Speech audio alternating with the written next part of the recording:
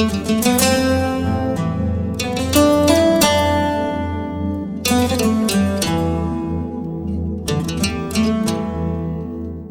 పేరిట నా వందనాలండి. చిన్న ప్రార్థన చేసుకుని మన యొక్క సందర్భంలోనికి మనం వెళ్దాం. చిన్న ప్రార్థన చేసుకుందాం. మమ్మల్ని మిక్కిలిగా ప్రేమించిన మా ప్రియా పరలోకపు తండ్రి, మీ ఘనమైన శ్రేష్టమైన నామమును బట్టి మీకు వందనాలు స్తోత్రాలు చెల్లించుకుంటున్నాము దేవా తండ్రి.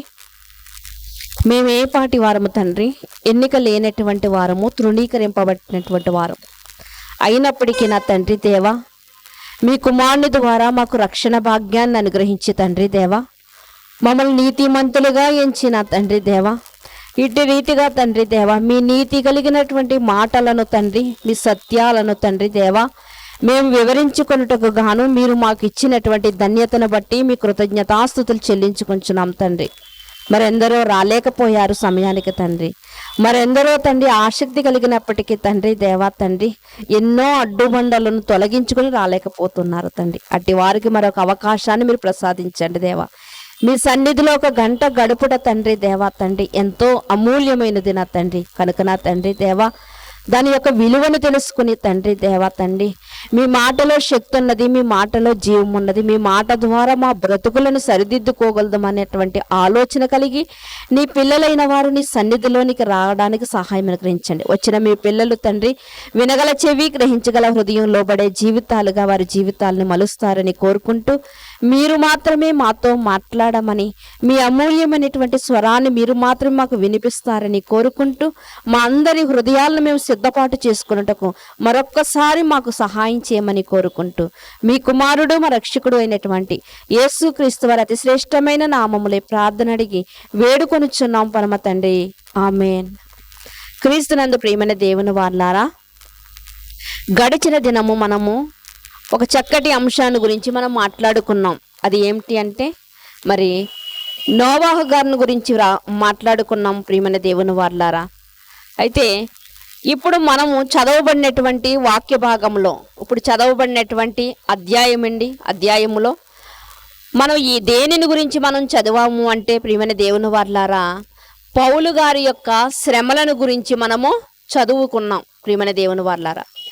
ఎంతైతే శ్రమ పొందుతున్నామో అంతగా దేవునిలో మేము ఏం పొందుతున్నామని చెప్పారంటే పౌలు గారు ఆదరణ పొందుతున్నాము అని చెప్పారు. కనుక మరి అలాంటి సందర్భాన్ని గురించి మనము ఈరోజు ఒక అంశాన్ని గురించి మనము నేర్చుకుందాం ప్రియమైన దేవుని వారలారా. ఈరోజు అందరికీ కూడా రాయి అంటే తెలుసు కదండి, అందరికీ ఒక రాయి అంటే తెలుసు. రాయికున్నటువంటి మరొక పేరు ఏమిటి అంటే శిల అంటాము. ఏమంటామండి?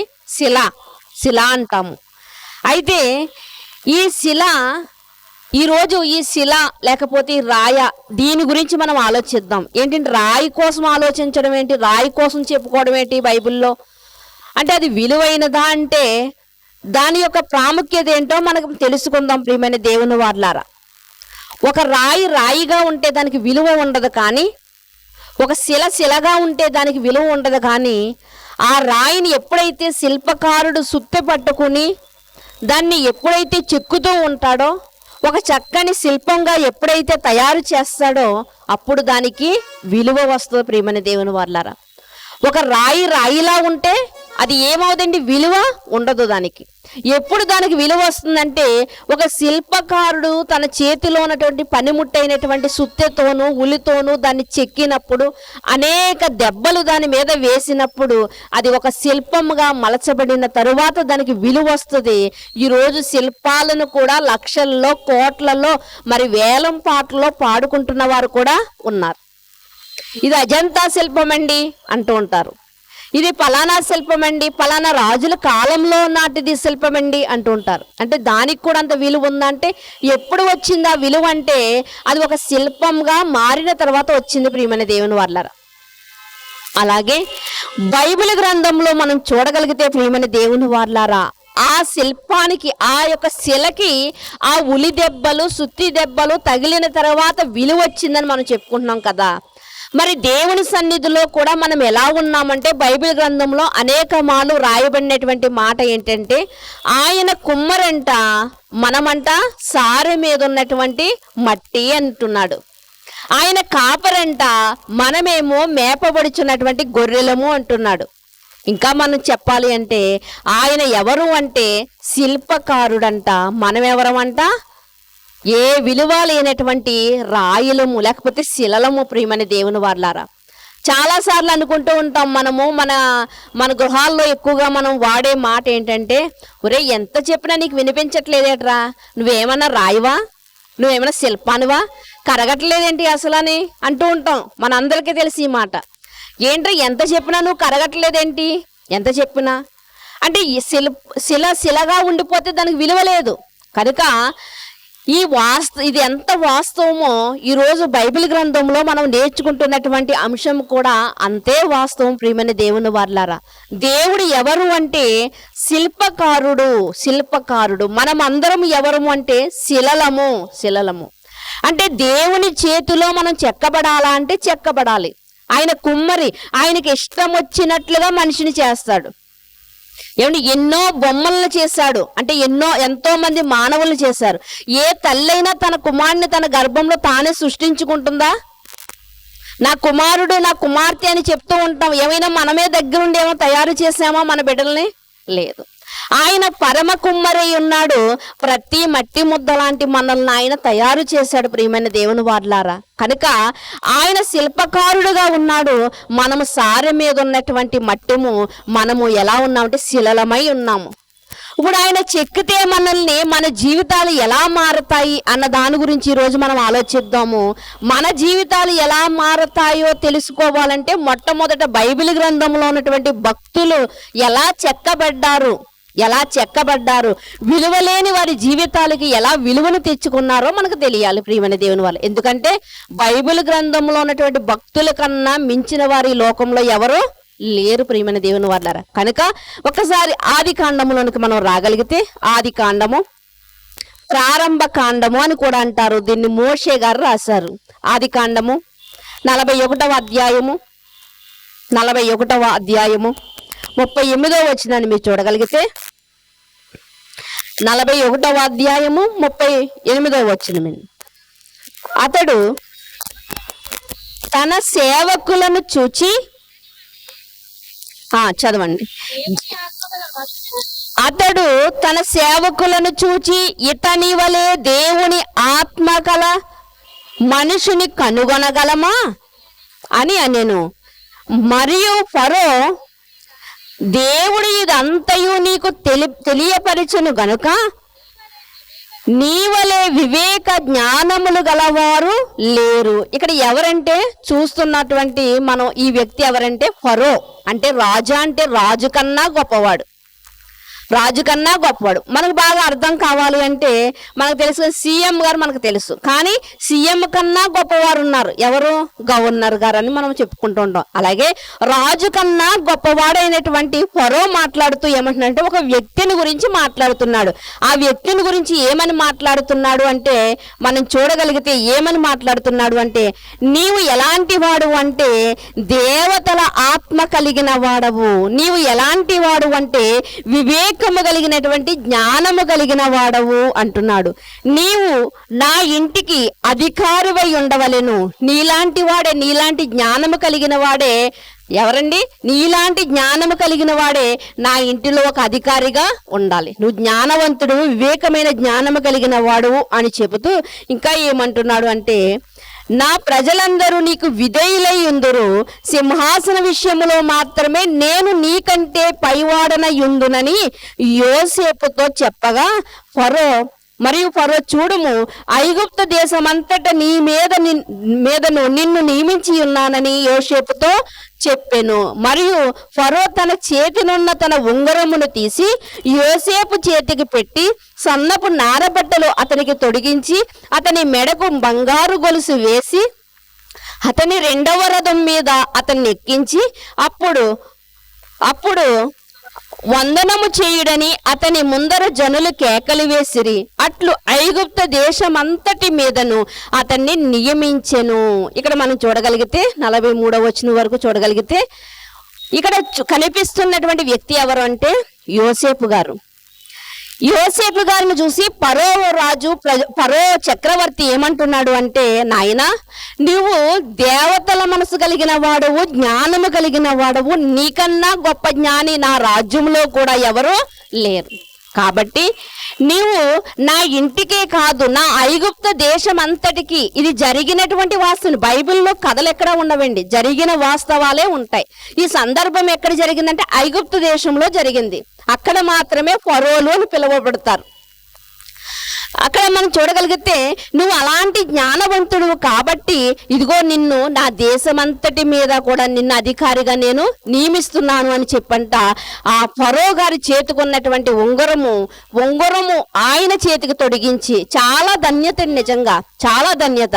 ఆ ఉంగరము తొడిగించి యోసేపు చేతికి పెట్టంట. సన్నపు నారబట్టలు అతనికి తొడిగించి మెడకు బంగారపు గొలుసు వేయించంట. రాజుగారు లేకపోతే ఫరో గారి వెనకాల వచ్చే ఒక రథం మీద, రెండవ రథం మీద అతన్ని ఎక్కించంట. అతనికి జై జైలు పలికిస్తున్నారు. ఏంటి ఇంత గొప్ప ఘనత ఎలా వచ్చింది? ఎంత గొప్ప ఘనత! రాజుగారి యొక్క రథం వెనకాల రెండవ రథంలో వస్తున్నాడు అంటే చాలా ప్రాముఖ్యత కలిగినటువంటి వ్యక్తి. ఇంకా ఫరో గారు ఏమంటున్నారు అంటే, ఇదిగో నేను సింహాసన విషయంలో మాత్రమే నేను కూర్చుంటాను, ఆ విషయంలో నేను ఫరోలా కనిపిస్తాను, కానీ మిగతా అన్ని విషయంలో కూడా నువ్వే చూసుకోవాలి అని అప్పగించేశాడండి. తన ఇంటిని కాదండి, తన దేశాన్ని అప్పగించాడు, తన రాజ్యాన్ని అప్పగించేశాడు. ఏంటి ఎంతగా అప్పగిస్తున్నాడు అంటే, ఆయన జీవితంలోనికి మనకు వెళ్ళి చూడగలిగితే ప్రియమైన దేవుని వారలారా, అసలు ఏం జరిగింది? అసలు యోసేపు గారు ఇంత ఘనతకు రావాల్సినటువంటి పరిస్థితి ఏంటి, ఇంత ఘనతను ఎలా సంపాదించుకున్నాడు అన్న దాని గురించి మనము, ఇంత విలువ ఎలా వచ్చింది యోసేపు గారి జీవితంలో మనం చూడగలిగితేనే మనకు అర్థం వస్తుంది. ఎందుకంటే ఇంత గొప్ప ఘనత రావాలంటే ఇది రెడీమేడ్ ఏం కాదని కొనుక్కోవడానికి. ఈరోజు ఉద్యోగాలు కూడా అమ్మేస్తున్నారు.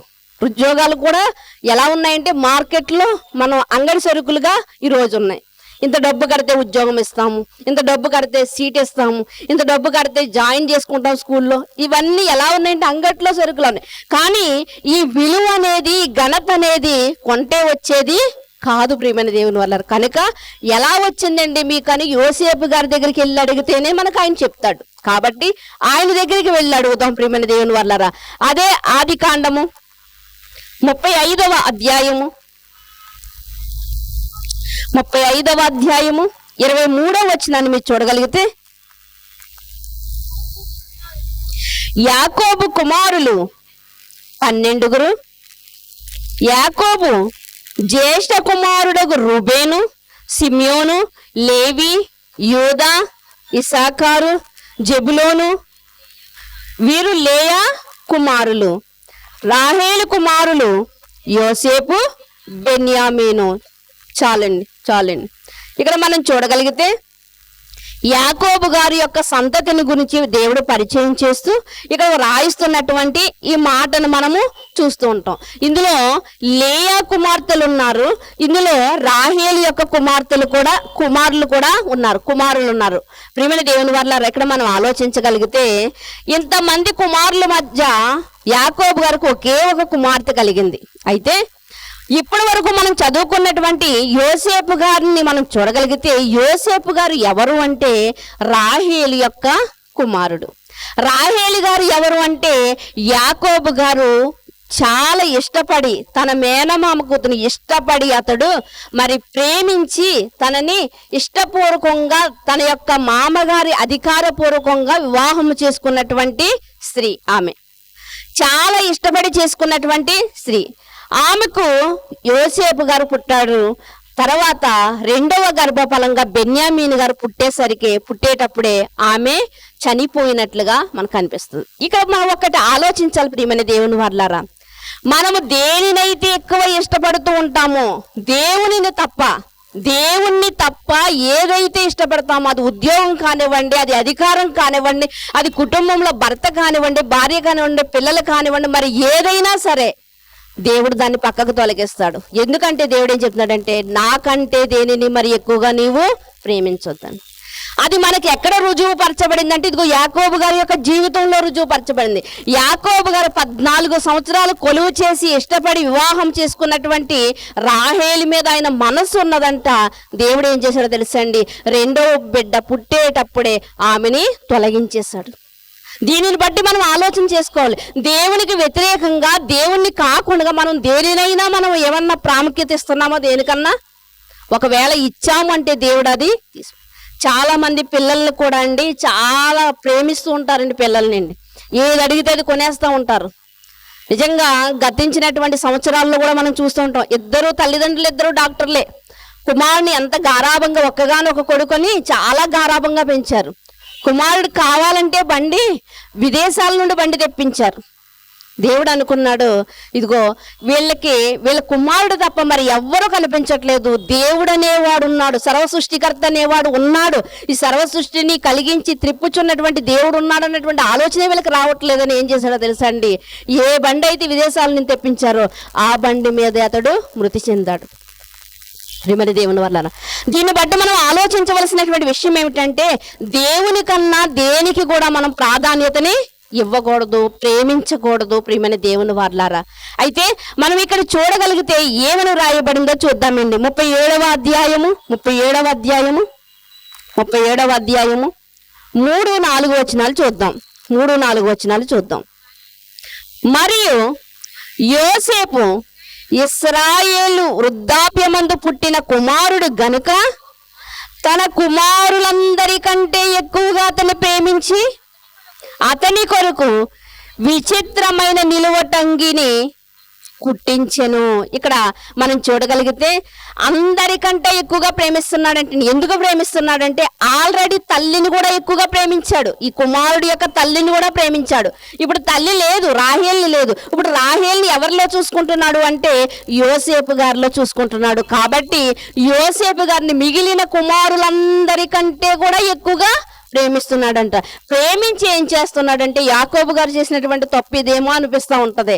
ప్రేమించి ఏం చేశాడంటే పక్షపాతం చూపిస్తున్నాడు. మిగిలిన పిల్లలందరినీ ఒక పక్కన, ఈయన మాత్రం ప్రత్యేకంగా చూస్తూ ఒక చక్కని నిలువటంగి కుట్టించాడంటే. ఒక చక్కని ఎవరికి కుట్టించలేదు. అంతకుముందు 10 మంది పిల్లలు ఉన్నారు, అంతకుముందు 9 మంది కుమారులు ఉన్నారు. కానీ ఈ 9 కుట్టించినటువంటి డ్రెస్ ఎవరు కుట్టించాడంట?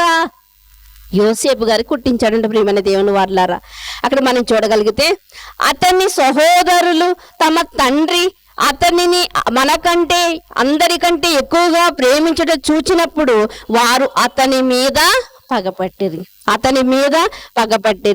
అతని క్షేమ సమాచారమును అడగలేక పోయిరి. ఇక్కడ యోసేపు గారిని మనం చూడగలిగితే ఒక పక్క తల్లి లేదు, చనిపోయింది. చిన్న వయసులో ఉండగానే తల్లి చనిపోయింది. చనిపోతూ ఒక పసికందైనటువంటి తమ్ముడిని ఇతనికి అప్పగించేసింది.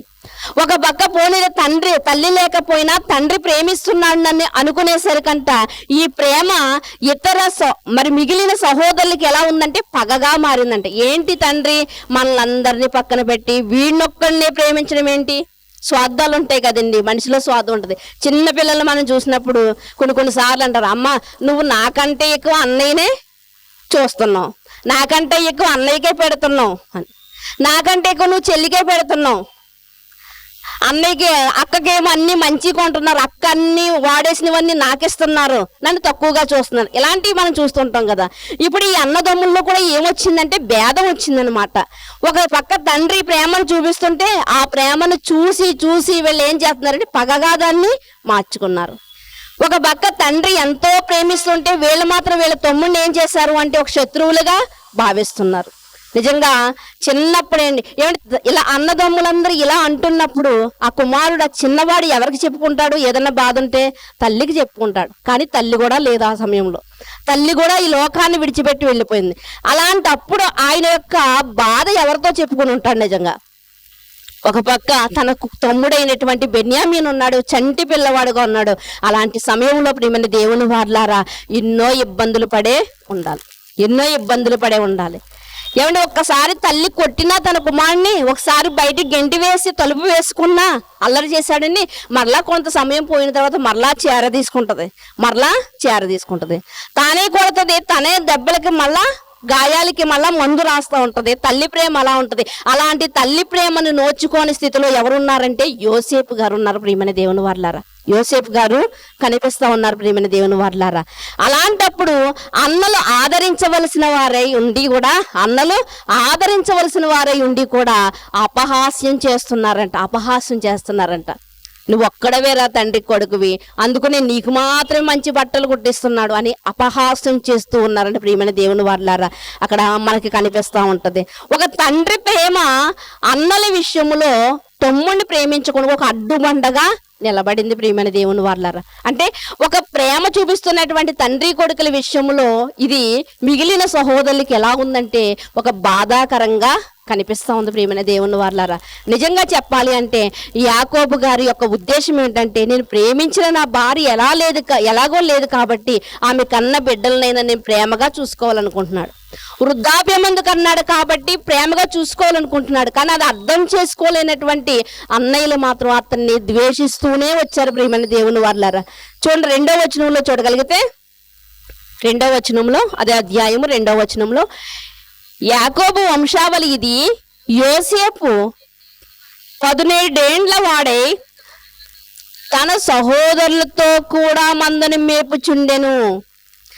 ఇక్కడ మనం చూడగలిగితే అలాని సహోదరులేమి విడిచిపెట్టలేదండి. అలాని తన సహోదరులేమి వారితో కలిసే మందను మేపుతున్నాడంట, వారితో కలిసే తిరుగుతున్నాడంట. అయినప్పటికీ కూడా దూరంగా పెడుతున్నాడు. వీడు మనలో కలిసేవాడు కాదు, వీడు మనవాడు కాదు, వీడు ప్రత్యేకింపబడినవాడు, మన తండ్రికి ప్రియమైనటువంటి బిడ్డ, ముద్దు బిడ్డ వీడు అని వేరుగా అతన్ని చూస్తున్నట్లుగా అక్కడ మనకు కనిపిస్తూ ఉంటది ప్రియమైన దేవుని వారలారా. యోసేపు గారేమో అన్నలకు దగ్గర అవ్వాలి అనుకుంటున్నాడు, కానీ అన్నలు మాత్రం అతన్ని ఎప్పుడూ దూరంగానే పెడుతున్నారు. చూడండి, అదే అధ్యాయంలో మనకు కనిపిస్తూ ఉంటది. చూడండి, అదే అధ్యాయంలో దానికన్నా ముందు ఒకసారి పేతురు గారు రాసినటువంటి 2వ పత్రిక,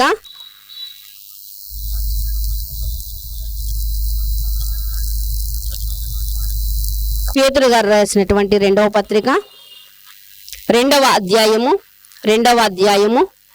7వ వచనాన్ని మీరు చూడగలిగితే, పేతురు గారు రాసినటువంటి 2వ పత్రిక 2వ అధ్యాయము 7వ వచనం, దుర్మార్గుల కామ వికారయుక్తమైన నడవడి చేత బహు బాధపడిన నీతిమంతుడగు లోతును తప్పించెను. లోతు అంట ఎలాంటి పరిస్థితిలో ఉన్నాడంట? లోతు గారు నీతిమంతుడంట, కానీ లోతు గారు నొప్పింపబడుతున్నాడంట. ఆయన నీతిమంతుడై ఉండి కూడానంట చుట్టూ జరుగుతున్నటువంటి కామ వికారమైనటువంటి దుర్మార్గుల చేష్టల కంట ఆయనంట బాధపడుతున్నాడంట. అంటే తాను నీతిమంతుడిగా ఉన్నప్పటికీ కూడా చుట్టూ ఉన్నటువంటి పరిస్థితులు ఎలా ఉన్నాయంటే, సొదొమ గొమొర్రాల ప్రాంతాలు ఎలా ఉన్నాయంటే చాలా పాపములో చాలా మునిగిపోయిన వారు ఉన్నారు. చాలా మునిగిపోయినప్పుడు వారు ఏం చేస్తున్నారంటే, లోతు గారు ఏం చేస్తున్నారంటే వారి నిమిత్తం అంట ఎంతగానో వేదన చెందుతున్నట్లుగా ఇక్కడ మనకి పేతురు గారు రాస్తున్నారు ప్రియమైన దేవుని వారలారా. ఇది ఎంత వాస్తవం? లోతు గారు అంతగా నొప్పించబడ్డాడు కాబట్టే తాను వారి జనాంగం మధ్యలో బ్రతికినప్పటికీ కూడా వారి చేష్టలను అతను నేర్చుకోకుండా ప్రత్యేకింపబడిన వాడిగా బ్రతుకుతూ కూడా అతడు మరి దేవుని చేత రక్షింపబడిన వాడిగా మనకు లోతు కనిపిస్తా ఉన్నాడు. అలాగే ప్రియమైన దేవుని వారలారా, ఇక్కడ కూడా మనం చూడగలిగితేనంట, మరి ఆదికాండంలో మనం చూడగలిగితే ఈయన ప్రవర్తన కూడా ఎలా ఉంది అంటే అన్నయ్యలు ఏం చేస్తున్నారంటే అక్కడ చూడగలిగితే, ఒకసారి చూడండి ఆ మాటను మీరు చూడగలిగితే, అదే వచనంలో అదే అధ్యాయంలో ఆదికాండము 37వ అధ్యాయము 4వ వచనం నుంచి మీరు చూడగలిగితే ఏమని రాయబడిందో చూడండి. అతని 2వ వచనం చివరి భాగంలో మనం చూడగలిగితే, అప్పుడు యోసేపు వారి చెడుతనమును గూర్చిన సమాచారము వారి తండ్రి యొద్దకు తెచ్చిచుండెను. యోసేపు ఏం చేస్తున్నాడంట? వారు ఏ మార్గంలో నడుస్తున్నారంట? చెడు మార్గంలో నడుస్తున్నారంట. చెడు మార్గంలో నడుస్తున్నప్పటికీ కూడా యోసేపు గారు ఏం చేస్తున్నారంటే ఆ చెడు మార్గాన్ని వారితో పాటు తిరుగుతున్నాడు, కానీ ఆ మార్గాన్ని అతడు నేర్చుకోకుండానంట ఇదిగో అన్నయ్యలు ఇలా తప్పు చేస్తున్నారు, ఇలా చెడు మార్గంలోనికి వెళ్ళిపోతున్నారని ఎవరికి తీసుకొచ్చి చెప్తున్నాడంట? వర్తమానం తన తండ్రితో చెప్తున్నాడంట. అంటే వారితో సాంగత్యం చేస్తున్నాడు, కానీ వారు అతన్ని హింసిస్తున్నారు, మాటల చేత హింసిస్తున్నారు, కానీ వాటిని మనసును పెట్టకుండానంట వారిని మార్చాలన్నటువంటి ఉద్దేశం కలిగిన వాడుగా యోసేపు గారు తన తండ్రి దగ్గరికి ఆ ఫిర్యాదు తెచ్చినట్లుగా మనకు కనిపిస్తూ ఉంటుంది. ప్రియమైన దేవుని వారలారా, అంటే చిన్ననాడే తన తల్లిని పోగొట్టుకున్నప్పటికీ కూడా కుటుంబంలో ఎవరు ప్రేమగా అతన్ని హత్తుకునేవారు తండ్రి తప్పించి ఎవరు హత్తుకునేవారు లేకపోయినప్పటికీ కూడా చూడండి, ఈ రోజు మనం చూస్తుంటాం తల్లిదండ్రులు లేనటువంటి పిల్లలు, అనాథ పిల్లల్ని మనం జాలి చూపిస్తుంటాం, కానీ నిజంగా కొంతమంది పిల్లలు చాలా మరి పెంకోళ్ళు అంటారు కదా, చాలా అంటే వారిలో ఒక గర్వం అనేది వచ్చేస్తూ ఉంటుంది. అంటే తల్లిదండ్రులు లేరు కదా అని జాలి చూపిస్తూ ఉన్నప్పుడంట అది అసరాగా తీసుకుని వారు ఎలా ఉంటారంటే ఎవరి మాటలు వినని వారిగా తయారవుతూ ఉంటారంట, మొండివారిగా తయారవుతూ ఉంటారంట. కానీ ఇక్కడ యోసేపు గారిని మనం చూడగలిగితే అందరూ చెయ్యి విడిచినప్పటికీ కూడా అతనికి వ్యతిరేకంగా మాట్లాడుతున్నప్పటికీ కూడా యోసేపు గారంట ఎలా ఉన్నాడు అంటే నిజంగా ఒకవేళ తండ్రి చెబుతున్నటువంటి మాటలు అతడు విని ఉండాలి. ఎందుకంటే బైబిల్ గ్రంథంలో గత వారం మనం నేర్చుకున్నాం కదా, మా పితరులు మాకు నేర్పించిన వాటిని మేము నేర్చుకున్నాం అన్నారు భక్తులు. అంటే వారి పితరులు ఏ భక్తిని గురించి అయితే వారికి నేర్పించారో ఆ భక్తి జీవితాన్ని వాళ్ళు నేర్చుకుని ఆ భక్తి జీవితంలో నడిచారు. యోసేపు గారు కూడా తండ్రి అందరినీ కూర్చోబెట్టి చెప్పుండాలి. ఎందుకంటే ఇదే ఆదికాండము ఇదే ఈ ముందు అధ్యాయంలో మనకు కనిపిస్తూ ఉంటది. యాకోబు గారంట తన పిల్లల్ని తన మనవల్ని అందరినీ కూర్చోబెట్టంట మనము దేవుని సన్నిధికి సమీపిస్తూ ఉన్నాం కాబట్టి మిమ్మల్ని మీరు పరిశుద్ధపరచుకోండి, మిమ్మల్ని మీ హృదయాలను మీరు పరిశుభ్రపరచుకోండి అని ఆయన చెప్పినప్పుడంట వాళ్ళు ఏం చేశారంటే వారి హృదయాలను పరిశుభ్రపరచుకున్నారు, వారి వస్త్రాలను మార్చుకున్నారు. ఇంకా ఏం చేశారో తెలుసా అండి, ఇదిగో మా యాకోబు దేవుని కంటే గొప్పవా ఇవి అని వారికి ఉన్నటువంటి మరి వెండి బంగారపు వస్తువులు కూడా వారు ధరించుకున్నవి తీసి ఇచ్చేశారంట. వీటికన్నా దేవుడు గొప్పవాడు కనుక ఆయన సన్నిధికి మేము వెళ్తున్నాం కాబట్టి మా దగ్గర గొప్పవి అనుకున్నవి ఏవి ఉండకూడదు అనుకున్నారు. అలాంటి భక్తిని నేర్చుకున్న వారే. కానీ ఇక్కడికి వచ్చేసరికి వీళ్ళలో ఏం కలిగింది అంటే స్వార్థం అనేది, అసూయ అనేది కలిగినట్లుగా మనకు కనిపిస్తుంది. ఏది ఎలా ఉన్నప్పటికీ యోసేపు గారి యొక్క జీవితాన్ని మనం చూడగలిగితే తల్లి చనిపోయిన నాటి నుండి కూడా సరైనటువంటి ఆదరణ పొందని వాడిగా మనకి కనిపిస్తుంది. ఒక పక్క ఏంటి వీళ్ళందరూ నన్ను హింసిస్తున్నారు కదా, ఎటన్నా నేను వెళ్ళిపోదామా అనుకుంటే తనకు ఒక చిన్న తమ్ముడు ఉన్నాడు. నేను వెళ్ళిపోతే నా తమ్ముడు పరిస్థితి కూడా ఇలాగే ఉంటదేమో, నన్ను ఎలా అవహేళన చేస్తున్నారో వీళ్ళు, నన్ను ఎలా గేలి చేస్తున్నారో నా తమ్ముడిని కూడా ఎలా గేలి చేస్తారేమో అన్నటువంటి ఆలోచన ఉండొచ్చు కదా. వాళ్ళు ఎంత మాటల చేత ఎంత హింసించినప్పటికీ కూడా మరి యోసేపు గారు ఎలా ఉన్నారు అంటే వారికి దగ్గరగానే జీవిస్తున్నాడు, వారికి దగ్గరగానే జీవిస్తున్నాడు. చూడండి, అపోస్తుల కార్యముల్లో కూడా ఒక మాట రాయబడి ఉంటుంది. అపోస్తుల కార్యములు 7వ అధ్యాయము 9వ వచనంలో ఉన్న మాటను మీరు చూడగలిగితే ఆ గోత్రకర్తలు మత్సరపడి యోసేపును ఐగుప్తులోనికి పోవుటకు అమ్మివేసిరి, కానీ దేవుడు అతనికి తోడై ఉండి అతని శ్రమలన్నిటిలో నుండి తప్పించి దయను జ్ఞానమును ఐగుప్తు రాజు ఫరో ఎదుట అతనికి అనుగ్రహించినందున చాలండి. ఇక్కడ మనం చూడగలిగితే ఏమని రాయబడిందంటే వారు ఎలాంటి మనస్తత్వం కలిగిన వారని రాయబడిందంటే అక్కడ మత్సరం అనే దానికి మందు లేదండి, మత్సరం అనే దానికి మందు లేదు. చిన్న విషయం దగ్గర నుంచే మత్సరం పుడుతూ ఉంటుంది. పిల్లల్లో కూడా అలాంటిది చిన్ననాటి నుంచి వారికి కూడా అలవాటు అవుతుంటది. అందుకని ఎప్పటికప్పుడు మనం దానిని ఏం చేస్తూ ఉండాలంటే తుంచివేస్తూ ఉండాలి. పిల్లలు చూడండి, వారికి లేని వస్తువు మరొక పిల్లవాడు తెచ్చుకున్నాడు అనుకోండి స్కూల్లోని, వాడికి ఒక మత్సరం వస్తుంది, అబ్బా నాకు ఇలాంటి వస్తువు లేదే. కొంతమంది పిల్లలు అవి చూసి ఇంటికి వచ్చి తమ తల్లిదండ్రులను దూషిస్తూ ఉంటారు. వాడు కొనుక్కున్న వస్తువు లాంటిది మీరు ఎందుకు నాకు కొనలేకపోతున్నారు అని దూషిస్తూ ఉంటారు. అంటే పిల్లల్లోంచి చిన్ననాటి నుంచి ఏం కలుగుతుందంటే మత్సరం అనేది కలుగుతుంది. ఇక్కడ యాకోబు గారి యొక్క కుమారులు యోసేపు గారి యొక్క అన్నల్ని మనం చూడగలిగితే వాళ్ళలో కూడా ఏం కలిగిందంటే మత్సరం అనేది కలిగిందండి. ఆ మత్సరం ఎంతవరకు వెళ్ళిందంటే మర్డర్ చేసేంత వరకు వెళ్ళింది కదండి. చంపాలనుకున్నారు కదా. తండ్రి ఏమో ఏమని చెప్తున్నాడు అంటే ఆ 37వ అధ్యాయంలో తండ్రి ఏమని చెప్తున్నాడు అంటే, నాయనా మీ అన్నలు అక్కడ గొర్రెల మందలు మేపుతున్నారు కాబట్టి నువ్వు వెళ్ళి వారి యొక్క యోగక్షేమాలను తెలుసుకుని వారికి ఆహారాన్ని ఇచ్చి మరలా తిరిగి రా అని పంపినప్పుడు, ఒకవేళ ఈ రోజుల్లో ఉన్నటువంటి పిల్లలైతే ఏమనాలంటే, ఏంటి నాన్న నన్ను అక్కడికి వెళ్ళమంటున్నావు, అసలు నేను ఇంటికాడ ఉన్నప్పుడే వాళ్ళు నన్ను ఒక చోట కూర్చొనివ్వట్లేదు, ఒక్కొక్కరు మాటల చేత నన్ను పొడుస్తూ ఉన్నారు, నన్ను గేలి చేస్తూ ఉన్నారు.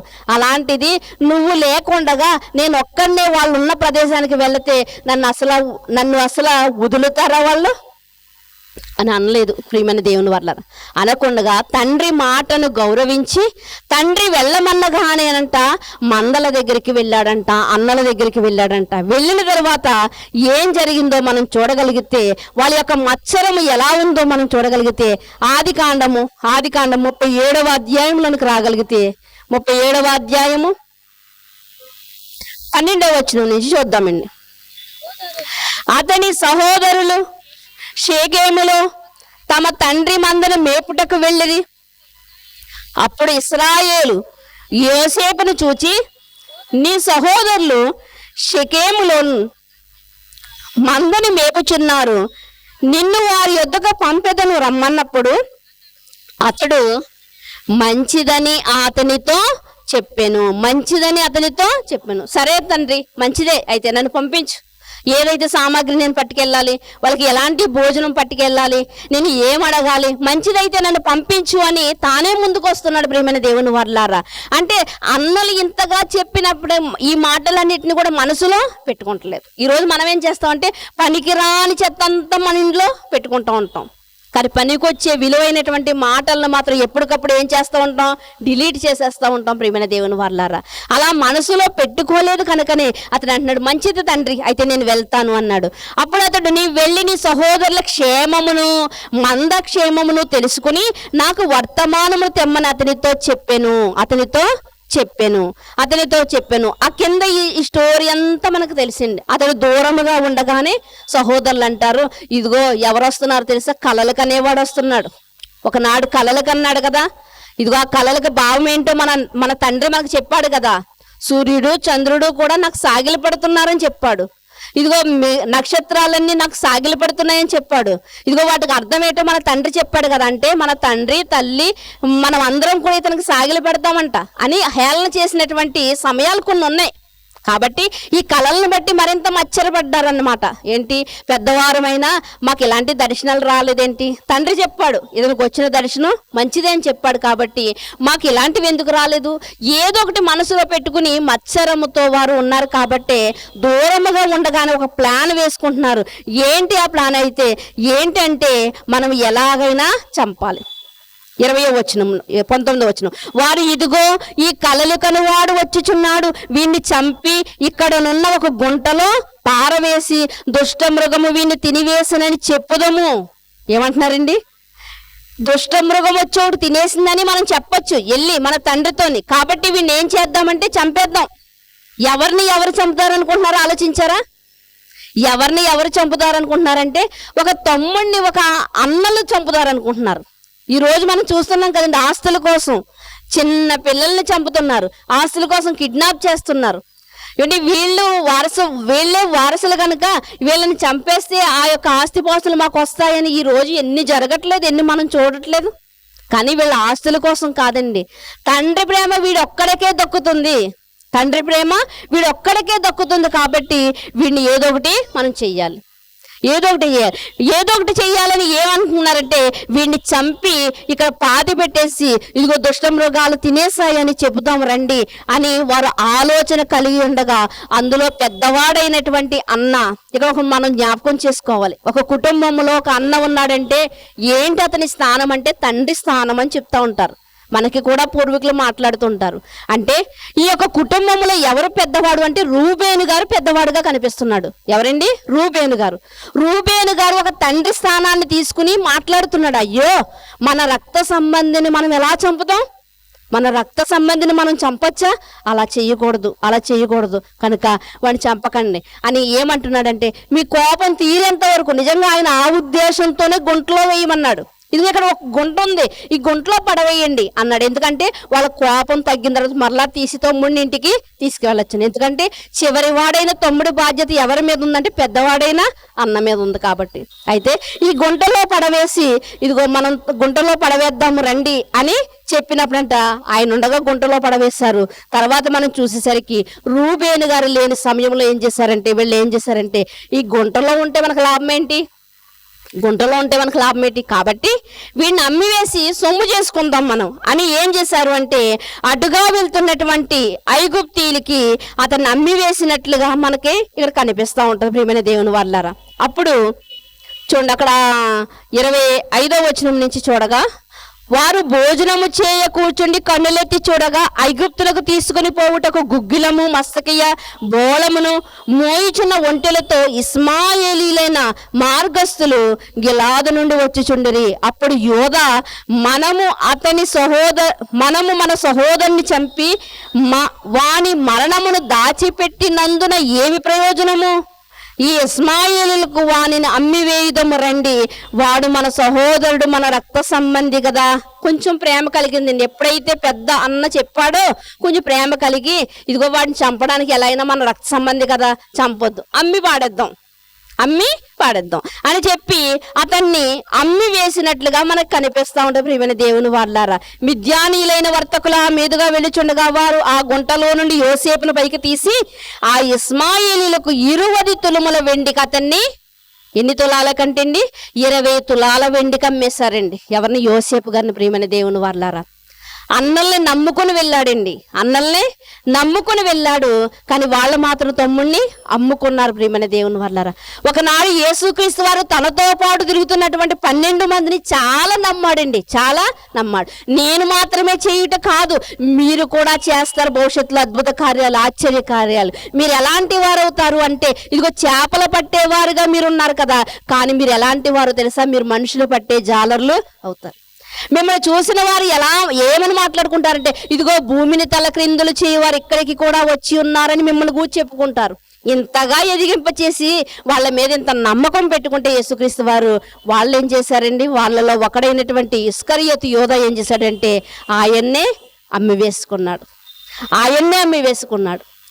ఇక్కడ ఈయన కూడా నా తండ్రి మంచిదైతే నేను వెళ్తాను అని చెప్పి వాళ్ళని నమ్మి వచ్చినందుకు వాళ్ళు ఏం చేశారంటే తన తమ్ముడిని అమ్మి వేసుకున్నారు ప్రియమైన దేవుని వాళ్ళారా. ఒక దాని తర్వాత ఒకటి ఆయన పుట్టిన నాట నుండి, తల్లిపోయిన నాట నుండి కూడా అతనికి సమాధానం అనేది లేదు ప్రియమైన దేవుని వాళ్ళారా. ఏదో కొంత తండ్రి దగ్గర సంతోషపడుతున్నాడంటే, ఇదిగో ఏదో ఒక సహోదరుడు వస్తున్నాడు, ఏదో ఒక మాటను మాట్లాడుతున్నాడు, మరలా అతని మనసును విరిచివేస్తున్నాడు. ఇలా అతని జీవిత కాలాన్ని మనం చూస్తూ ఉంటే అట్టి రీతిగా జరుగుతూనే వచ్చింది ప్రియమైన దేవుని వాళ్ళారా. చూడండి, మరొకసారి మనము ఆ మాటను మనం చదువుకుందాము. ఆదికాండము 42వ అధ్యాయము 21వ వచనాన్ని మీరు చూడగలిగితే, 42వ అధ్యాయము 21వ వచనం. అప్పుడు వారు నిశ్చయముగా మన సహోదరుని ఎడల మనము చేసిన అపరాధమునకు శిక్ష పొందుచున్నాము, అతడు మనలను బ్రతిమాలి కొనినప్పుడు మనం అతని వేదన చూచి వినకపోతిమి. ఇది స్వయంగా ఎవరు చెప్తున్న మాట తెలుసండి? అతని యొక్క అన్నలు చెప్తున్నటువంటి మాట.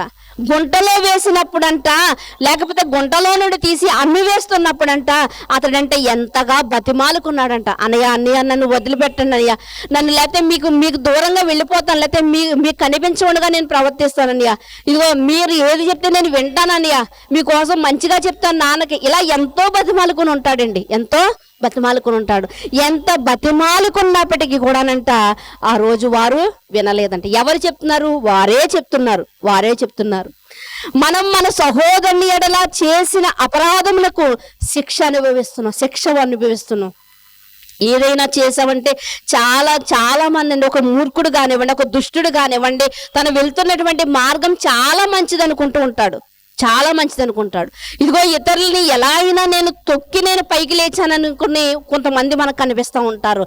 ఏమంటే ఎలా లేచినప్పటికీ కూడా ప్రియమైన దేవుని వాళ్ళారా, వారికి తగిన ఫలం అనేది మాత్రం ఉంది. ఇక్కడ వీరి యొక్క జీవితాల్లో మనకు కనిపిస్తోంది. మనల్ని ఎంత బ్రతిమాలుకున్నప్పటికీ కూడా మనము అతని వేదన చూచి కూడా మనము అతన్ని వదిలిపెట్టలేకపోయాం. వేదన పొందాడు, ఎంత వేదన అనుభవించాడంటే, ఎంత బాధో అన్న. వృద్ధాప్యం ఉన్నటువంటి తండ్రికి నన్ను చూడకపోతే అతడు తిండి తినడన్నా, నన్ను తీసుకెళ్ళండి అన్న అని బతిమాలే ఉంటాడు. ఎందుకంటే తండ్రి ఏ పరిస్థితిలో ఉన్నాడో, వృద్ధాప్యం అందున్నాడు. అన్న నా తమ్ముడు తల్లి కూడా లేదు, నా తమ్ముడు ఒంటరివాడు అయిపోతాడన్న, నా తమ్ముడికి నేనే అండగా ఉండాలి కాబట్టి ఇదిగో నన్ను వదిలిపెట్టండి అన్నాను. ఎంతగా బతిమాలుకుని ఉంటాడు, ఎంతగా బతిమాలుకున్నాడో.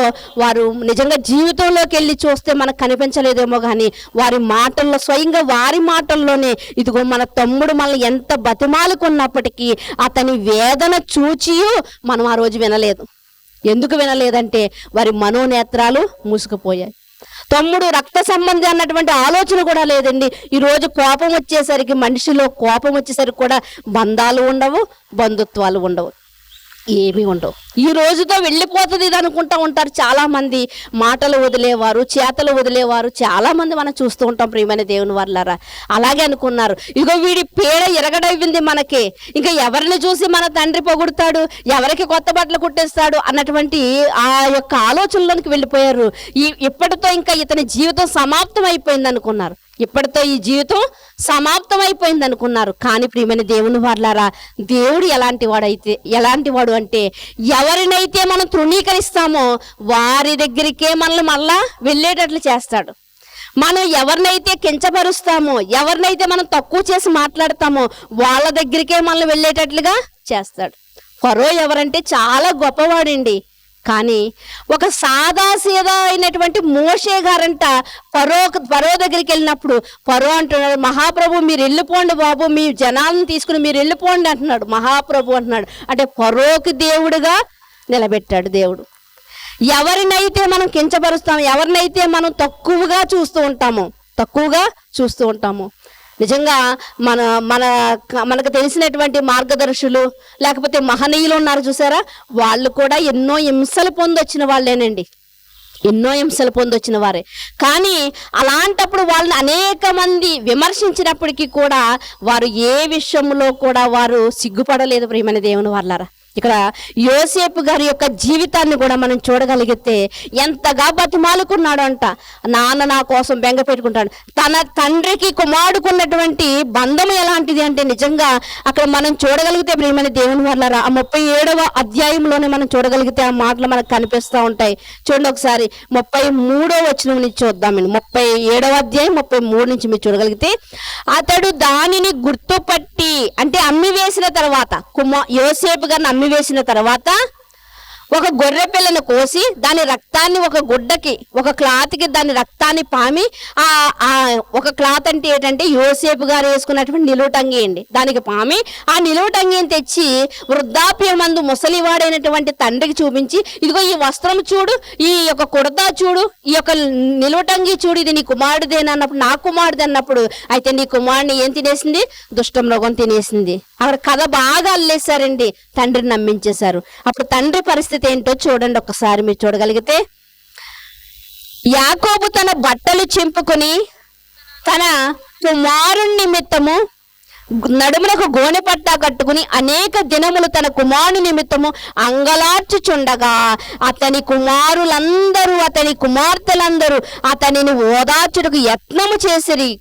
కానీ అంట అతడు ఓదార్పు నొందక, నేను అంగలార్చుచు మృతుల లోకానికి నా కుమారుని వద్దకు వెళ్ళిపోతాను అన్నటువంటి మాటలు మనం చూస్తున్నాం. ఏమంటున్నాడండి, వృద్ధాప్యం ఉన్నటువంటి తండ్రి ఎప్పుడైతే ఈ వస్త్రాన్ని చూశాడో, చూసి అయ్యో నా కుమారుడా నా కుమారుడు అని తన బట్టలు చించుకొని రోధిస్తూ అంగలారుస్తూ విలపిస్తూ ఎన్నో దినాలు భోజనము లేకుండా నిద్ర లేకుండా బాధపడుతూ ఉన్నటువంటి సమయాల్లో తన కుమారులందరూ వచ్చారంట, తన భార్య వచ్చిందంట, తన కుమార్తెలు వచ్చారంట, అందరూ వచ్చారంట, ఓదారుస్తున్నంట. అయ్యో నువ్వు ముసలితనం మంది ఉన్నావు కదా, ఇక నీ కుమారుడు కొరకు నువ్వు చింతించుకు, నువ్వు బాధపడకు, నువ్వు తిను, నువ్వు బాగుండాలని చెప్తున్నప్పుడంట అతడు అంటున్నాడంట, నేను ఉండి ఏం ప్రయోజనం?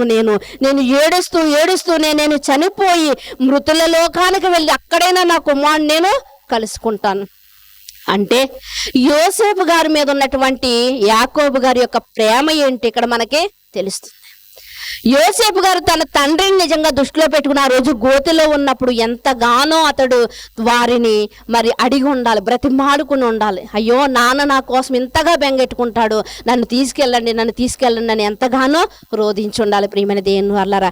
కానీ ఆ సమయంలో వారికి ఏమీ కూడా ఎక్కవు. కోపంలో ఉన్న వారికి మనం ఏమి చెప్పినా కూడా ఎక్కదండి. ఒక కుమారుడు ఏదో కొనమని అంటాడండి, వాడికి మనం ఎన్ని నచ్చ చెప్పినా కూడా వాడికి ఎక్కదు. ఎలాంటి పరిస్థితుల్లోనికి వెళ్ళిపోయాడంటే ఒక మాయలోనికి వాడు వెళ్ళిపోయాడు. కాబట్టి వాడికి మనం ఎన్ని చెప్పినా అర్థం కాదు. ఇక్కడ కూడా యోసేపు గారు ఎంతగా బ్రతిమాలాడుకున్నాడు. నిజంగా కాళ్ళు పట్టుకుని బ్రతిమాలుకుని ఉండాలి. అన్న నువ్వైనా, చిన్నన్నయ్య, పెద్దన్నయ్య, నువ్వైనా చెప్పు, నన్ను తీసుకువెళ్ళండి, ఇంటికి నన్ను తీసుకువెళ్ళండి, మీరు చెప్పినట్లుగానే నేను ఉంటాను. ఎంత బ్రతిమాలుకున్నా కానీ వారి మనస్సులు కరగలేదు ప్రియమైన దేవుని వాళ్ళారా. శిలగానే ఉండిపోయాయి ప్రియమైన దేవుని వాళ్ళారా, శిలగానే ఉండిపోయాయి. ఇంకా చూడండి, మనం ఇంకా ముందుకు వెళ్ళి చూడగలిగితే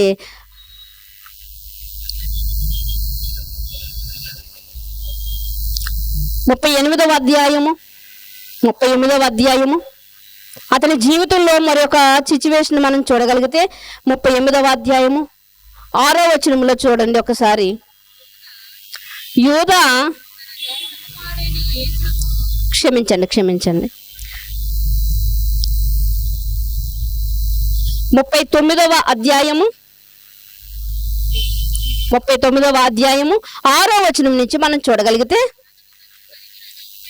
అతడు తనకు కలిగినదంతయు యోసేపు చేతికి అప్పగించెను, తన ఆహారము తినుట తప్ప తమకు ఏమి ఉన్నదో ఏమి లేదో విచారించినవాడు కాడు. యోసేపు ఎలాంటి వాడంటే రూపవంతుడు, సుందరుడునై ఉండెను. అటు తరువాత ఇక్కడ మనం చూడగలిగితే ఇన్ని బాధలు పడి, ఇంత శోధింపబడి అతడు అమ్మివేయబడినప్పుడు అతన్నంట మరి మనం ఎలా అయితే ఈరోజు మార్కెట్లు చెప్పుకుంటున్నామో అలాగే ఆ రోజుల్లో కూడానంట పనివారి మార్కెట్ ఉండేది. అదే దానినే దాసుల మార్కెట్ అంటారు. యోసేపు గారిని కూడా మార్కెట్లో తీసుకెళ్లి నుంచోబెట్టారు. అలా నుంచోబెట్టినప్పుడంట యోసేపు గారిని ఒక ఆయన కొనుక్కుని తీసుకువెళ్ళాడు. యోసేపు గారిలో ఉన్నటువంటి మంచి బుద్ధిని, జ్ఞానాన్ని చూసి, అతని యొక్క నెమ్మది తత్వాన్ని చూసి ఆయన మెచ్చుకునంట తన ఇంటిలో ఉన్నటువంటి ఆధిక్యత అంతా అతనికి ఇచ్చాడంట. అయితే కొంచెం ఏదో మనసులో స్థిమ్మితపడ్డాడు అనేసరికి మరొక సుత్తి దెబ్బ లాంటి దెబ్బ పడింది. ఏంటి అంటే ఎవరైతే అతన్ని ఆదరించారో ఆ యజమాని యొక్క భార్య యొక్క కన్ను అతని మీద పడిందంట. అతడు ఎలాంటి వాడంటే రూపవంతుడు, సుందరుడు ఉన్నాడు. కాబట్టి మరి ఆమె ప్రతిరోజు కూడా అతన్ని ఇబ్బంది పెడుతూనే వస్తుందంట. ప్రతి దినము ఆల్రెడీ ఎంత బాధపడి వెళ్ళిన వాడికి మరలా ఏం ఎదురైందండి? అంతకన్నా గొప్ప దెబ్బ ఎదురైంది. ఏంటంటే ప్రతి దినము కూడానంట ఆమెంట అతని చుట్టూ తిరిగంట అతని వేధిస్తూ ఉందంట, పాపం చేయమని. అలాంటి సమయంలో అతను మాట్లాడుతున్నటువంటి మాటను మనం చూడగలిగితే 9వ వచనంలో మనం చూడగలిగితే, నీవు అతని భార్యవైనందున నిన్ను తప్ప దేనిని నాకు అప్పగింపకుండా ఉండలేదు నా యజమాని. అమ్మా, నువ్వు నాకు యజమానురాలు అంటే నా తల్లితో సమానము.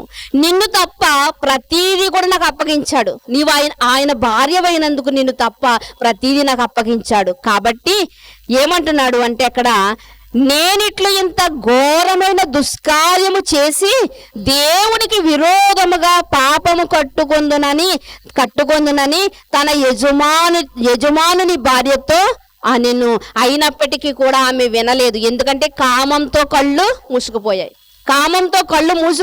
కాబట్టి ఇతడు ఎంత బాగా చెప్పినా కూడా ఆమెకు నచ్చలేదు. ఏమంటున్నాడు అంటే అక్కడ దేవునికి విరోధముగా పాపము కట్టుకుందునా, దేవునికి విరోధముగా పాపం. ఏమంటే అక్కడ తండ్రి ఉన్నాడా, సహోదరులు ఉన్నారా, లేకపోతే యోసేపు ప్రాంతం వారు ఎవరైనా ఉన్నారా? ఒకవేళ చూసి యోసేపు గారిని చూసి, ఏంటి ఇతడు ఇలా అయిపోయాడేంటి, ఇతను ఇలా పాప అయిపోయాడేంటి, ఇలా తప్పిదాలు చేస్తున్నాడేంటి, అసలు ఇతని తండ్రి ఎంత గొప్ప భక్తిపరుడో కదా, ఈయనటి ఇలా అయిపోయాడు అని ఎవరైనా ఒకవేళ చెప్పుకోవడానికి వాళ్ళ ఊరు వారు కూడా ఎవరు కూడా అక్కడ లేరు. ఎవరు లేరు, ఎవరు మందలించేవారు లేరు, ఎవరు అడిగేవారు లేరండి. మరి అడుగుతున్నావుడు ఎవరు అంటే యజమానురాలు. ఆమె యొక్క ఇష్టాన్ని నెరవేర్చకపోతే పరిస్థితి ఎలా ఉంటుందో తనకు తెలుసు. అయినప్పటికీ కూడా అతడు ఎవరికి భయపడుతున్నాడు అంటే కనిపించని దేవునికి భయపడుతున్నాడు. ఎక్కడ వేసుకుని ఉంటాడు ఈ పునాది అంటే తండ్రి దగ్గర వేసుకున్నాడు. నిజంగా వారి తల్లిదండ్రులు ఇద్దరిలో ఎవరొకరు పిల్లలకి ఏం వేయాలంటే పునాది, మంచి పునాది వేయాలి. ప్రియమైన దేవుని వాళ్ళ ఎంత దూరం వెళ్ళినా సరే ఆ పునాది మించి వారు పక్కకే తొలగకూడదు. తల్లి అయితే పెద్ద భక్తిపరురాలుగా మనకి ఏమి కనిపించదు బైబిల్ గ్రంథంలో. మరి రాహేలు గారిని చూడగలిగితే మరి తండ్రి అయితే యాకోబు గారు భక్తిపరుడుగా మనకు కనిపిస్తున్నాడు. ప్రియమైన దేవుని వాళ్ళారా, కోరి కోరి పెనుగులాడి మరి ఆశీర్వాదాన్ని పొందుకున్న వ్యక్తిగా మనకు కనిపిస్తూ ఉన్నాడు. కనుక తండ్రి దగ్గర నేర్చుకున్నటువంటి ఆ భక్తిని దూరంగా వెళ్ళిపోయినా కొన్ని సంవత్సరాలు పోయినప్పటికీ కూడా ఆ భక్తిని అతడు విడిచిపెట్టలేదు. ఏమంటున్నాడండి?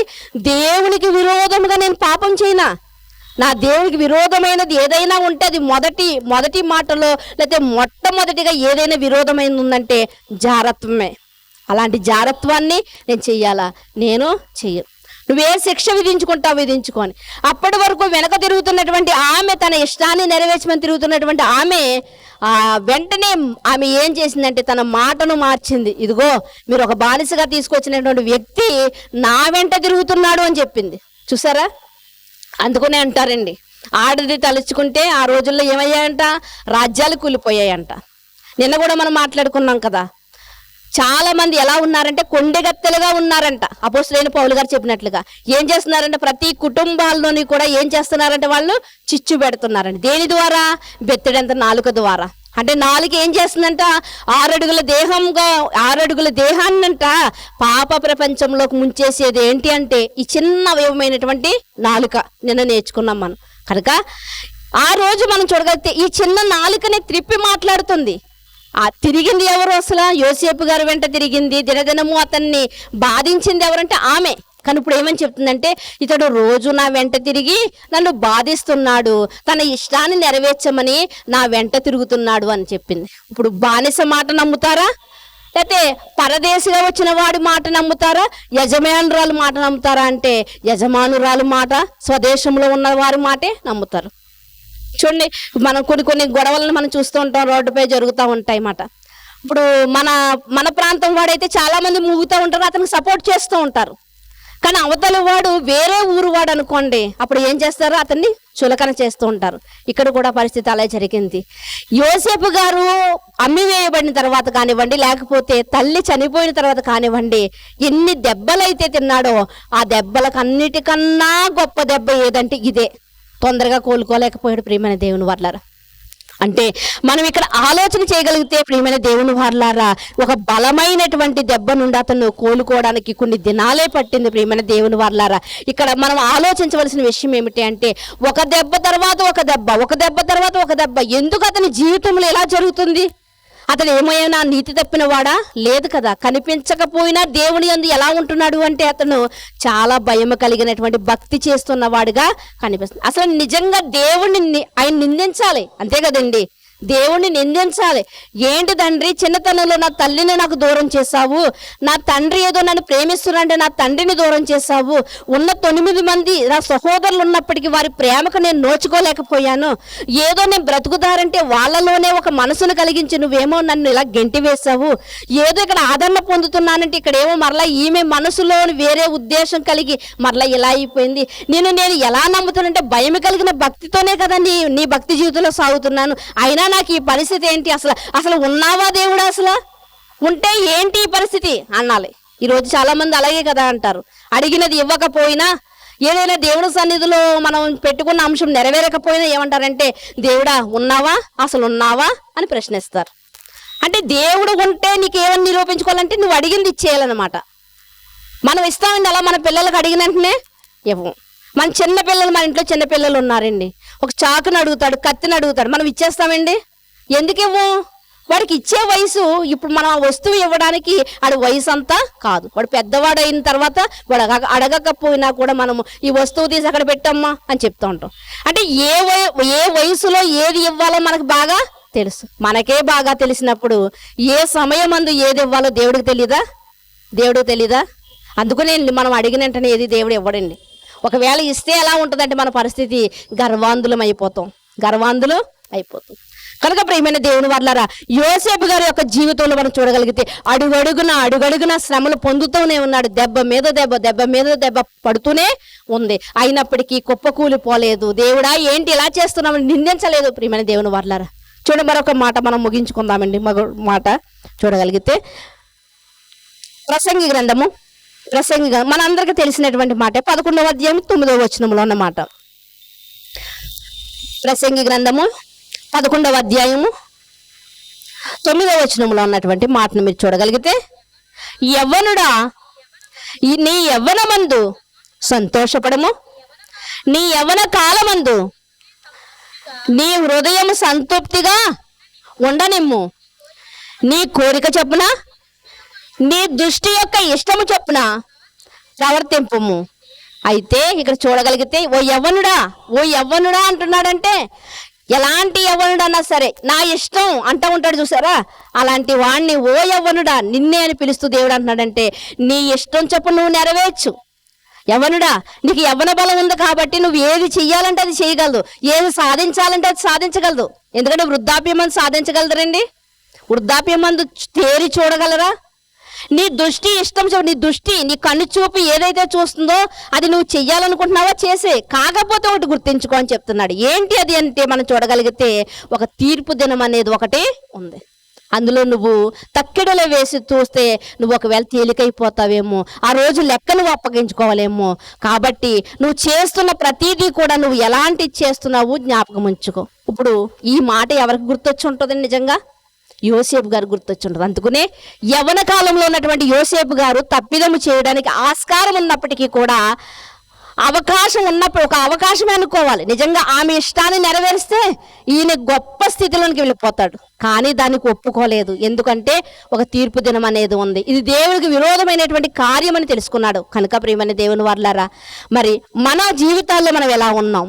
మరి కీర్తన గ్రంథంలో కూడా ఒక చక్కటి మాట రాయబడి ఉంటుందండి. ముగించుకుందాం. 119వ కీర్తన 11వ అధ్యాయంలో మీరు చూడగలిగితే ఏమంటున్నాడంటే, నీ ఎదుట నేను పాపము చేయకుండానట్లు నా హృదయంలో నీ వాక్యమును. యోసేపుగా నీ రోజు కాచింది ఏంటి? పాపం చేయకుండా. అంటే హృదయంలో ఏముందంట? హృదయంలో వాక్యం ఉందంట. హృదయంలో వాక్యం ఉంది కాబట్టి అతడు పాపము చేయకుండా అతడు దూరముగా వెళ్ళిపోయాడు. పాపం చేయకుండా. ఈరోజు మనం రొమ్ములో పాపమును దాచుకుని ప్రార్థన చేస్తూ ఉంటాం. దేవుడు నా ప్రార్థన వినట్లేదేంటి అనుకుంటాం. అతడేమో హృదయంలో వాక్యాన్ని ఉంచుకున్నాడు, పాపానికి దూరంగా ఉన్నాడు. మనమేమో పాపాన్ని హృదయంలో ఉంచుకుని వాక్యానికి దూరం అయిపోతుంటాం, దేవునికి దూరం అయిపోతూ ఉంటాం. ప్రియమైన దేవుని వాళ్ళారా, కనుక మన హృదయాల్లో ఏముండాలంటే వాక్యం ఉండాలి. మన హృదయాల్లో వాక్యం ఉన్నప్పుడు మనం ఏం చేస్తున్నాము, ఎవరితో ఎలా ప్రవర్తిస్తున్నాము అన్న దానిని ఆలోచించి చేస్తాం. ప్రియమైన దేవుని వాళ్ళారా, నోటికి ఏది వస్తుంది మాట్లాడడం కానీ, చేతికి ఏది వస్తుంది చేయడం కానీ మనం చెయ్యం. ఎందుకంటే బైబిల్ గ్రంథంలో ఉన్నటువంటి ప్రతి మాట కూడా మనకి ఏమి నేర్పిస్తుందంటే జ్ఞానమును నేర్పిస్తుంది. బుద్ధి జ్ఞానముల సర్వసంపద ఎక్కడుందో తెలుసా అండి? లేఖనముల్లోనే ఉంది. అందుకనే గత వారం మనం మాట్లాడుకున్నాం. లేఖనముల ద్వారా మనకి ఏం కలుగుతుందంటే నిత్యజీవం కలుగుతుంది. ఆ నిత్యజీవం కలగాలంటే లేఖనముల ప్రకారంగా మనం ఉండాలి. యోసేపు గారికి పక్క నుండి ఏమైనా చెప్తున్నారు ఎవరైనా? లేదండి. ఎప్పుడో చిన్ననాడు నేర్చుకున్నటువంటి మాటలు, ఎప్పుడో 12 సంవత్సరాలకు ముందు నేర్చుకున్నటువంటి మాటలు, ఆ మాటలు నెమరు వేసుకుంటున్నాడు. ప్రియమైన దేవుని వాళ్ళారా, మనం వినేసి వెళ్ళిపోతాం అంతే అండి. కానీ వాటిని నెమరు వేసుకోవాలి. ఎప్పుడైతే ఒక జంతువు లేకపోతే ఒక పశువు ఎప్పుడైతే నెమరు వేసుకుంటుందో అప్పుడే దానికి బలం చేకూర్చబడుతుంది. వాక్యము కూడా అలాంటిదే. ప్రియమైన దేవుని వాళ్ళారా, మనము కూడా అట్టి రీతిగానే మనము వాక్యాన్ని మరలా నెమరు వేసుకునే వారిగా మనము ఉండాలి. ప్రియమైన దేవుని వాళ్ళారా, కనుక మరి మరొక మాటను చూడగలిగితే కీర్తనల గ్రంథము 105వ అధ్యాయము 15వ వచనంలో ఉన్న మాటను మీరు చూడగలిగితే ఏమని మాట్లాడుతున్నారు చూడగలిగితే, ఆయన ఎవరినైనను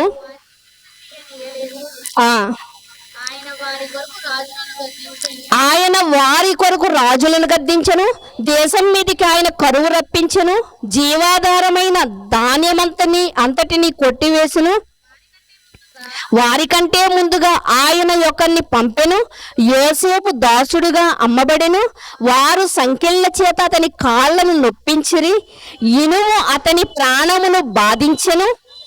అతడు చెప్పిన సంగతి నెరవేరు వరకు యెహోవా వాక్కు అతన్ని. ఇంతకీ ఇంత కాలము నుండి దేవుడు దెబ్బ మీద దెబ్బ కొడుతున్నాడు అంటే, తన తండ్రికి తన తల్లికి తన సహోదరులకు దూరం చేసి అంగడిలో సరుకుగా అమ్మబడి ఒక చోట బానిసగా బ్రతుకుతూ ఒక దిక్కుమాలినటువంటి జీవితాన్ని జీవిస్తూ సంకెళ్ళ చేత ఆయన బంధింపబడినప్పుడంట ఇనుమంట అతని కాళ్ళనంట నొప్పించిందంట, తినివేసిందంట చర్మాన్ని. ప్రియమైన దేవుని వల్లారా, ఇలాంటి పరిస్థితులు ఎందుకు వచ్చాయి నాయన అని యోసేపు గారు ప్రశ్నించలేదు. కానీ మనం కానీ ప్రశ్నించగలిగితే యోసేపు గారి జీవితాన్ని చూస్తే మనకు జాలేస్తుంది కదండి. మనకు జాలి వేస్తుంది కదా, అయ్యా ఎందుకు అతని జీవితంలో నువ్వు ఇలాంటి క్రియలు చేశావు అని మనం అడగలిగితే దేవుడు చెప్పిన చక్కని సమాధానం ఏంటంటే, అతన్ని దేవుడు పరిశోధించెను. ఏమన్నా అగ్నిలో వేయకపోతే బంగారం శుద్ధ సువర్ణం అవుతుందా? అవుతుంది. అంటే అయ్యో నేను వేడిమికి తట్టుకోలేనని ఒకవేళ బంగారం అంటే అది ఎలా ఉంటుంది? అది మస్టు కలిగినటువంటి బంగారంగానే మిగిలిపోద్ది. ఇప్పుడు అదేమవ్వాలంటే వేడికి తట్టుకోవాలి. ప్రియమైన దేవుని వాళ్ళారా, ఇప్పుడు యోసేపు గారి జీవితాన్ని కూడా అతడు ప్రశ్నించకపోయినా మనకు ప్రశ్న రావచ్చు, ఏంటి ఇంత భక్తిపరుడికి ఇంత శోధన ఎందుకు వచ్చింది? ఎందుకంటే చాలా మంది అంటూ ఉంటారు, నీతిమంతుడైతే ఇతనికి ఎందుకు కష్టాలు వస్తున్నాయి, నీతిమంతుడైతే ఇతనికి ఆపదలు ఎందుకు వస్తున్నాయి అంటూ ఉంటారు.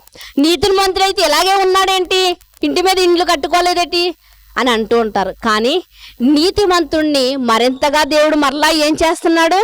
ఒక బంగారాన్ని మరింత శ్రేష్టమైనటువంటి బంగారంగా మలచడానికి ఒక కంసాలి ఎలా అయితే కుంపట్లో వేసి దాన్ని కాలుస్తూ ఉన్నాడో, దేవుడు నీతిమంతుడిని కూడా మరింతగా నీతిమంతుడిగా చేయడానికి ఏం చేస్తున్నాడు అంటే అతన్ని పరిశోధిస్తూ ఉన్నాడు.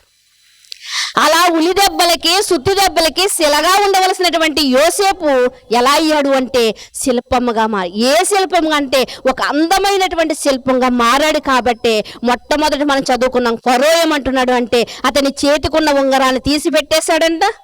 ఇప్పుడు యోసేపు ఇప్పుడు ఎవరు అంటే యోసేపు గారు ఒక అజంతా శిల్పం కన్నా గొప్పవాడండి. ఒక దేశానికే కాదు ప్రియమైన దేవుని వాళ్ళారా, అనేక దేశాలకి ఆకలి తీర్చేవాడుగా మారాడు. ఇంత మంచి శిల్పంగా మారాడు అంటే, ఇంత విలువైన శిల్పంగా మారాడు అంటే ఎన్ని ఉలి దెబ్బలు తినుంటాడండి నిజంగా. అయ్యో నేను ఉలి దెబ్బలు తట్టుకోలేను, నేను ఈ యొక్క సుత్తి దెబ్బలకు తట్టుకోలేను అని ఒకవేళ రాయి అన్నదనుకోండి, రాయిగానే మిగిలిపోద్ది, శిల్పంగా ఎప్పటికీ మారదు. ప్రియమైన దేవుని వారలారా, ఈరోజు చాలా మంది కూడా ఏమనుకుంటున్నారంటే యేసు క్రీస్తును నమ్ముకుంటే శోధనలుండవు శ్రమలుండవు అనుకుంటున్నారు. అవి ఉంటేనే నువ్వు నిజమైన క్రైస్తవుడిగా నిరూపింపబడతావు. ఈయనొక్కడే కాదు, నీ బైబిల్ గ్రంథంలో ఎంతో మంది శిలగా ఉన్నవారు శిల్పాలుగా మారారు. ప్రియమైన దేవుని వారలారా, మహా శిల్పాలు ఉన్నాయండి. అందులో మనం భక్తులైన వారిని అందరినీ కూడా మనం చూసుకోవచ్చు. అందులో మనం చూడగలిగితే ఒక స్టెఫెను అన్నటువంటి యవ్వనస్తుడు ఏం చేశాడో తెలుసండి, తన ప్రాణానే సమర్పించేశారు. ఒక మంచి శిల్పముగా ఈ రోజుకి మనం చెప్పుకుంటున్నాం కదా ప్రియమైన దేవుని వారలారా. అందరికన్నా గొప్ప శిల్పం ఎవరు అంటే యేసుక్రీస్తు వారు. ప్రియమైన దేవుని వారలారా, యేసుక్రీస్తు వారు, ఆయన యేసుక్రీస్తు వారు ఆ పరలోక సింహాసనం మీద అక్కడే కూర్చుని ఉంటే ఈ రోజు ప్రపంచానికి శక పురుషుడు యుగ పురుషుడు అని చెప్పుకునేవారు కాదు. కానీ ఆయన వచ్చాడండి, ఇక్కడ వచ్చాడు. అనేక మంది మాటల చేత చెక్కబడ్డాడు, అనేక మంది ఉమ్మి వేసినా తుడుచుకున్నాడు, అనేక మంది ఆయనను పిడిగుద్దులు గుద్దినా కూడా ఎన్ని దెబ్బలైనా సరే ఆయన తట్టుకున్నాడు. కాబట్టి ప్రియమైన దేవుని వారలారా, ఈరోజు ప్రపంచమంతటిలో అందరూ పుట్టినరోజు మరణించిన రోజు మాత్రమే ఒకవేళ చేసుకుంటారేమో, చెప్పుకుంటారేమో. కానీ మనం నమ్ముకున్నటువంటి యేసుక్రీస్తు వారు పుట్టినరోజును జరుపుకుంటుంది ప్రపంచం, చనిపోయిన రోజును జరుపుకుంటుంది, ఆయన లేచిన రోజును కూడా పండగగా జరుపుకుంటుంది. నిజంగా ఎవ్వరూ మర్చిపోలేనటువంటి ఒక శిల్పముగా ఆయన చెక్కబడ్డాడు ప్రియమైన దేవుని వారు. మరి ఆయనను నమ్ముకున్నటువంటి ఆయనను ధరించుకున్నటువంటి మనం ఎందుకు చెక్కబడలేకపోతున్నాం? చిన్న శ్రమకు చిన్న ఉలి దెబ్బ తగులుతుంటే మనం ఏమనుకుంటున్నాం అంటే, అయ్యో ప్రభువా నాకే ఎందుకు ఈ ఉలి దెబ్బ, ఇంకా ఎంతో మంది ఉన్నారు కదా, నాకే ఎందుకు సుత్తి దెబ్బ. ప్రియమైన దేవుని వల్లరా, ఒక శిలగా ఉంటే విలువ లేదు కాబట్టి ఆ శిల్పంగా మారాలి. అలా దేవుని చేతిలో చెక్కబడేవారుగా మనం ఉండాలి. ఇంతకీ ఈ శిల్పాలన్నీ ఏమయ్యాయి అంటే ప్రియమైన దేవుని వర్లారా, మనం అనుకుంటాం కానీ సమాజంలోని కొన్ని శిల్పాలు లక్షల్లో కూడా వాటికి రేటు ఉంటుంది, కోట్లలో రేటు ఉంటుందని. మరి కొన్ని విలువైనటువంటి శిల్పాలు ఎక్కడ ఉంటాయంటే మ్యూజియంలో ఉంటాయని చెప్తారు కదా. మరి ఈ శిల్పాలు ఎక్కడ ఉన్నాయంటే పరలోకం అనే ఒక మ్యూజియంలో ఒక రోజు కనిపిస్తూ ఉంటాయి. అప్పటి వరకు ఎక్కడ పెట్టబడ్డాయి అంటే పరదేశంలో పెట్టబడుతున్నాయి. కనుక నీవు నేను కూడా శిలగా ఉండిపోతే ప్రయోజనం లేదు. కాబట్టి మనం అందరూ చెక్కబడదాం ప్రియమైన దేవుని వల్ల. ఆయన నలగొట్టబడుట తండ్రికి ఏంటంటే ఇష్టమంట. ఈరోజు నువ్వు కూడా ఎలా ఉండాలి అంటే నువ్వు కూడా రాయిగా ఉంటే ప్రయోజనం లేదు. కాబట్టి నువ్వు శిల్పంగా చెక్కబడాలి. చెక్కడానికి నీ తండ్రి రెడీగా ఉన్నాడు. చెక్కబడటానికి నువ్వు సిద్ధంగా ఉన్నావా లేదా ఆలోచన చేసుకో.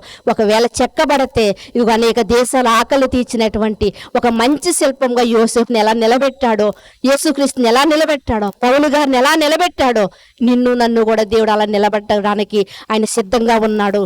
చెక్కబడడానికి నువ్వు సిద్ధంగా ఉన్నావా ఆలోచన చేసుకోండి. ముగించుకుందాం, ప్రార్థన చేసుకుందాం. మమ్మల్ని మిక్కిలిగా ప్రేమించిన మా ప్రియ పరలోకపు తండ్రి, మీ ఘనమైన శ్రేష్టమైన నామమును బట్టి మీకు వందనాలు నాయన.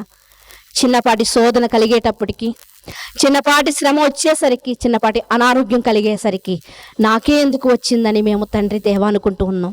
ఒకనాడు యోబు గారి జీవితంలో నువ్వు ఎంతగా చిక్కావు అంటే తండ్రి, తట్టుకోలేని శక్తి అతని దగ్గరికి శక్తి ఏమీ లేకపోయినప్పటికీ తండ్రి తట్టుకున్నాడు తండ్రి దేవా. ఎందుకంటే నీ పరీక్షని తెలుసుకున్నాడు కనుక తండ్రి దేవా, మీరు మమ్మల్ని పరిశోధిస్తున్నప్పుడు, ఏ విధము చేతనైనప్పటికీ పరిశోధిస్తున్నప్పుడు మేము డీలా పడిపోకుండా, బలహీన పడిపోకుండా ఆధ్యాత్మిక జీవితంలో దేవుడు నా మీద కనుదృష్టించాడు అంటే నన్ను శుద్ధ సువర్ణముగా మార్చాలనుకుంటున్నాడు. కాబట్టే ఇదిగో నా మీద కనుదృష్టించాడు నా దేవుడని మేము నమ్ముకొని తండ్రి దేవా తండ్రి స్థిరమైన విశ్వాసం కలిగిన వారముగా, నిలకడైన భక్తి కలిగిన వారముగా మేము నిలబడడానికి, యోసేపు వలె మేము నిలబడడానికి మాకు సహాయం అనుగ్రహించమని కోరుకుంటూ ఉన్నాం దేవా తండ్రి. ఒకవేళ అలా నిలబడి స్టెఫను తన యొక్క ప్రాణాన్ని పోగొట్టుకున్నప్పటికీ కూడా అక్కడ యేసు క్రీస్తు వారి చెంత నీ సన్నిధిలో ఉన్నట్లుగా మేము తండ్రి దేవా అయ్యా చదువుకుంటూ ఉన్నాం. కనుక తండ్రి దేవా మా జీవితాల్లో ఉలి వంటి దెబ్బలు, సుత్తి వంటి దెబ్బలు ఎన్ని ఉన్నప్పటికీ తండ్రి దేవా అయ్యా తండ్రి వాటిని తట్టుకునే సామర్థ్యాన్ని మాకు దయచేయండి దేవా తండ్రి. నీ వాక్యం సుత్తి వంటిది కనుక నా తండ్రి దేవా నీ వాక్యము చేత ప్రతి దినము మీరు కొట్టుచూ ఉండగా తండ్రి దేవా మీ వాక్యపు దెబ్బలకు తండ్రి మా యొక్క బండబారిన హృదయము పగలగొట్టబడి తండ్రి దేవా మా మనోనేత్రాలు వెలిగింపబడి తండ్రి దేవా తండ్రి వాస్తవమైనది ఏమిటి, అవాస్తవమైనది ఏంటి మేము తెలుసుకుని దాని ప్రకారముగా క్రీస్తు నడిచిన త్రోవలో మేము నడవడానికి మీరు మా అందరికీ సహాయం చేస్తారని కోరుకుంటూ వచ్చిన మీ పిల్లల్ని జ్ఞాపకం చేసుకోండి దేవా తండ్రి. వారికి కూడా తండ్రి దేవా వారి కుటుంబంలో ఏదో ఒక విధంగా తండ్రి దేవా సుత్తి దెబ్బలు ఉండవచ్చు తండ్రి దేవా. ఇవన్నీ నా మేలుకేని వారు తలంచుకుని తండ్రి దేవా మరింతగా మిమ్మల్ని ఆనుకుని మీ మీద ఆధారపడే భాగ్యాన్ని మీరు ప్రసాదిస్తారని కోరుకుంటూ మీ కుమారుడు మా రక్షకుడు అయినటువంటి యేసు క్రీస్తు వారి అతి శ్రేష్టమైన నామములే ప్రార్థన అడిగి వేడుకొనిచున్నాం పరమ తండ్రి, ఆమేన్. శ్రద్ధగా ఉన్న మీ అందరికీ ప్రభు పేట వందనాలండి.